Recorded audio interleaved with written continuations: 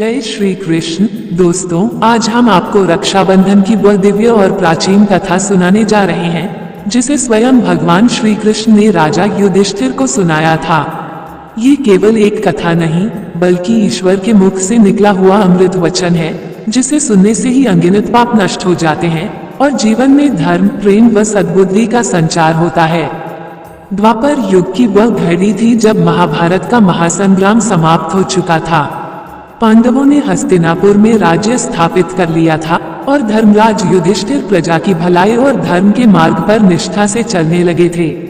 एक दिन वे श्री कृष्ण के पास पहुंचे और अत्यंत विनम्रता से बोले, हे माधव, आप त्रिलोक के ज्ञाता हैं, सभी युगों और कालचक्र की घटनाओं से अवगत हैं। मैंने सुना है कि श्रावण मास की पूर्णिमा को रक्षाबंधन का पर्व मनाया जाता है, जिसमें बहनें अपने भाइयों की कलाई पर रक्षा सूत्र बांधती हैं और उनकी दीर्घायु की कामना करती हैं। कृपया मुझे बताएं कि इस पर्व के पीछे की पौराणिक कथा क्या है, जिससे मैं इस पर्व के वास्तविक महत्व को समझ सकूं। श्री कृष्ण मुस्कुराए और बोले, हे धर्मराज, रक्षाबंधन का ये पर्व केवल भाई बहन के प्रेम का प्रतीक नहीं बल्कि यह धर्म, वचन, समर्पण और भक्ति भावना का भी प्रतीक है। इसके पीछे एक प्राचीन और रहस्यपूर्ण कथा है जो त्रेता युग में घटित हुई थी और जिसका संबंध महान दानवीर राजा बलि और देवी लक्ष्मी से है। मैं तुम्हें वो कथा सुनाता हूँ जिसे सुनकर तुम इस पर्व का गूढ़ अर्थ समझ सकोगे। युधिष्ठिर ने श्रद्धा से कहा, हे केशव, मैं उस कथा को सुनने के लिए अत्यंत उत्सुक हूँ। तब श्री कृष्ण बोले, बहुत प्राचीन काल की बात है जब देवताओं और दानवों के बीच निरंतर संग्राम छिड़ा रहता था। देवताओं को हर बार भगवान विष्णु की कृपा से विजय प्राप्त होती थी, जिससे दानव और भी अधिक क्रोधित होते गए। अंततः एक समय ऐसा आया जब दोनों पक्षों ने संधि करके समुद्र मंथन का निर्णय लिया। इस महाआयोजन में मंदराचल पर्वत को मथानी और नागराज वासुकी को रस्सी बनाया गया। मंथन से रत्न, औषधियां और अंततः अमृत प्राप्त हुआ। देवताओं ने छलपूर्वक अमृत प्राप्त कर लिया और दानवों को वंचित कर दिया। ये देखकर दानव अत्यंत क्रुद्ध हुए। उसी समय समुद्र से देवी लक्ष्मी प्रकट हुई जो अपार तेज और सौंदर्य से युक्त थीं। वे तुरंत भगवान विष्णु के पास चली गईं, जिससे उन्हें समुद्र तनया कहा गया। अब दानवों ने न केवल अमृत बल्कि लक्ष्मी को भी खो दिया और वे देवताओं से प्रतिशोध लेने को व्याकुल हो उठे। समय बीतता गया और सत्य युग में राक्षस कुल में एक तेजस्वी, तपस्वी और धर्मपरायण राजा का जन्म हुआ जिनका नाम था महाराज बलि। वे महादेव के परम भक्त थे, परोपकारी, दानवीर और सदैव लोक कल्याण में तत्पर रहते थे। उनके भीतर दानवों का कोई भी नकारात्मक गुण नहीं था, बल्कि वे तो वचन के पक्के, शरणागत, वत्सल और धर्मनिष्ठ थे। अपनी तपस्या, भक्ति और यज्ञों से उन्होंने तीनों लोकों पर अधिकार प्राप्त कर लिया। उनकी ख्याति से देवलोक तक कांप उठा और तब देवताओं ने भगवान विष्णु से प्रार्थना की कि वे कुछ करें। अब ये कथा धीरे धीरे वामन अवतार, भिक्षा, 3 पग भूमि और अंततः देवी लक्ष्मी के रक्षा सूत्र बांधने तक पहुंचेगी, जो बतलाएगी कि यह पर्व सिर्फ राखी का धागा नहीं बल्कि यह धर्म, विश्वास और आत्मसमर्पण की सबसे ऊंची अभिव्यक्ति है।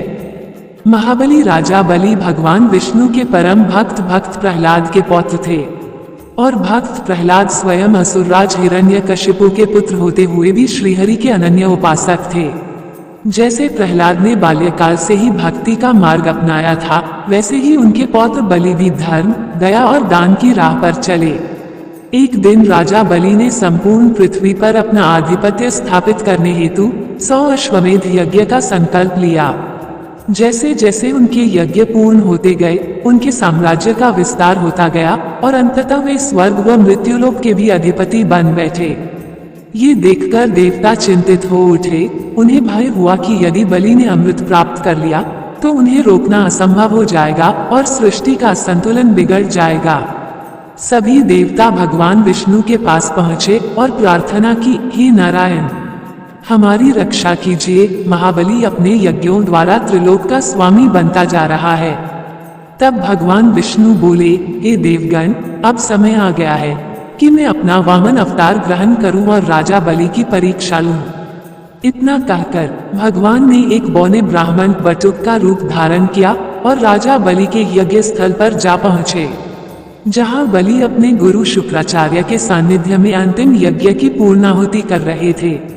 जैसे ही उस दिव्य बटुक ने यज्ञ मंडप में प्रवेश किया, राजा बलि ने उसे आदर सहित आसन दिया और पूछा, हे विप्रवर, बताइए मैं आपको क्या दान दे सकता हूँ।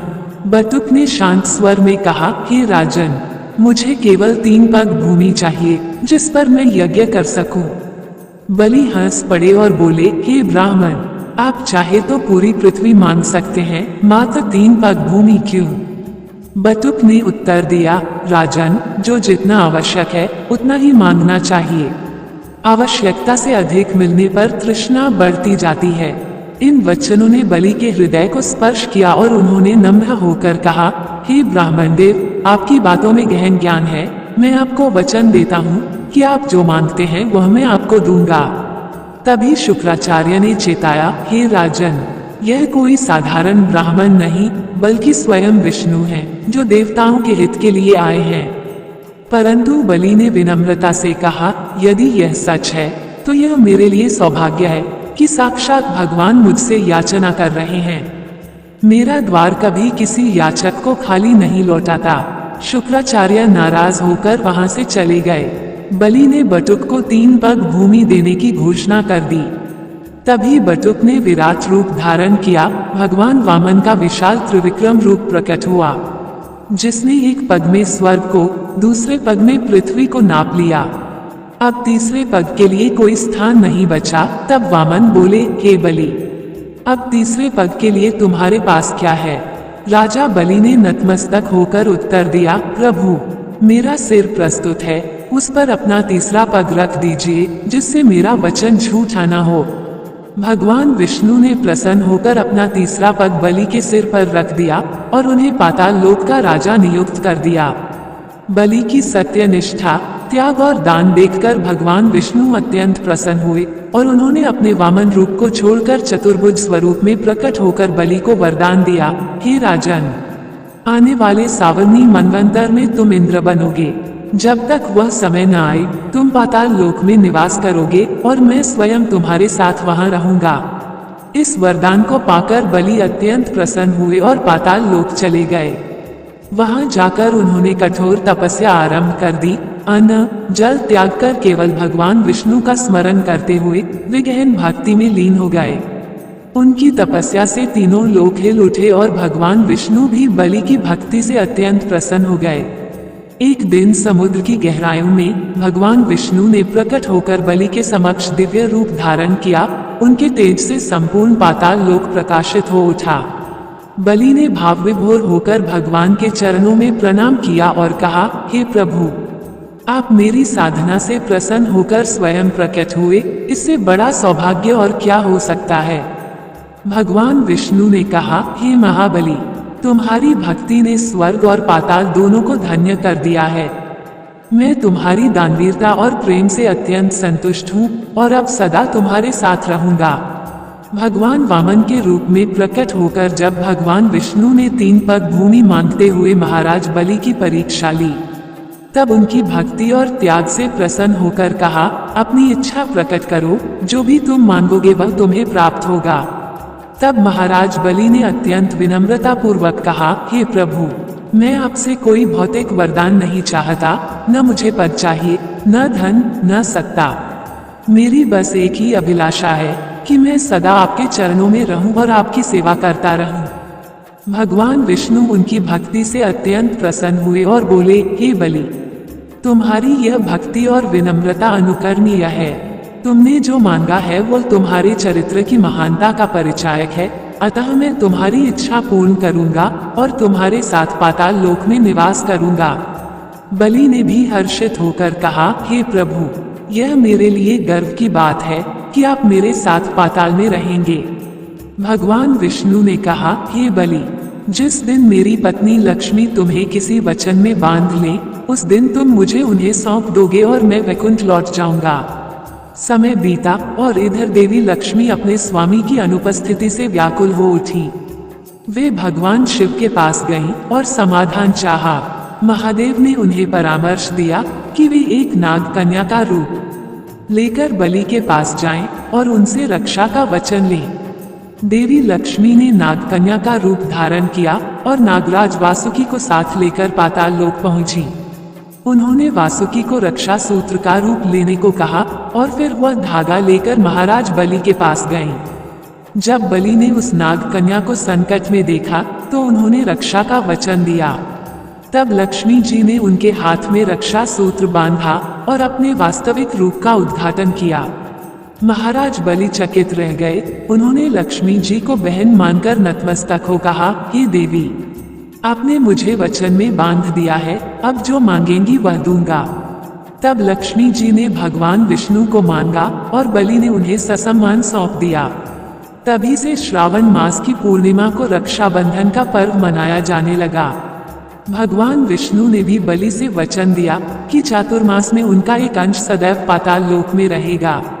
श्री कृष्ण ने ये कथा युधिष्ठिर को सुनाई और कहा, हे धर्मराज, ये रक्षाबंधन की पवित्र कथा है जो भाई बहन के अनमोल रिश्ते को और भी प्रगाढ़ करती है। जो भी इस कथा को श्रद्धा पूर्वक सुनेगा उस पर लक्ष्मी की कृपा सदा बनी रहेगी।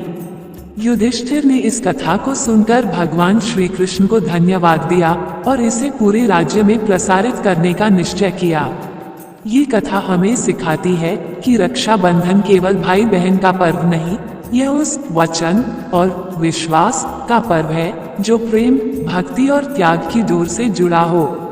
दोस्तों, यही थी वो अद्भुत और भावपूर्ण कथा जिसमें एक भक्त के वचन ने स्वयं भगवान को बंधन में बांध लिया और एक बहन के प्रेम ने रक्षाबंधन जैसे पवित्र पर्व को जन्म दिया।